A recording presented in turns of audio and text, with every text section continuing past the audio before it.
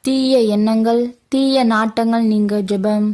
கடவுளே, தூயதோர் உள்ளத்தை, உறுதி தரும் ஆவியை என்னுள்ளே படைத்தருளும். புதுப்பிக்கும் ஆவியை என்னுள்ளே உருவாக்கியருளும். மனிதரின் மறைவான எண்ணங்களையும் இதய சிந்தனைகளையும் அறியும் இறைவா, உம்முன் நாங்கள் ஒளிவு மறைவின்றி நிற்கின்றோம்.